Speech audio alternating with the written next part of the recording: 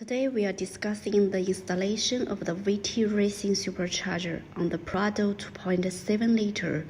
The entire process involves non-destructive installation, utilizing the original mounting holes with no cutting, welding, or wire damage. After installation, the horsepower increases by 99, going from the original 163 to 262.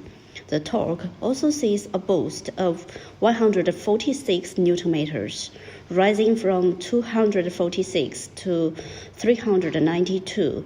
The acceleration time per 100 kilometers is reduced by 5 seconds. This supercharger kit is also compatible with all 2TR engines.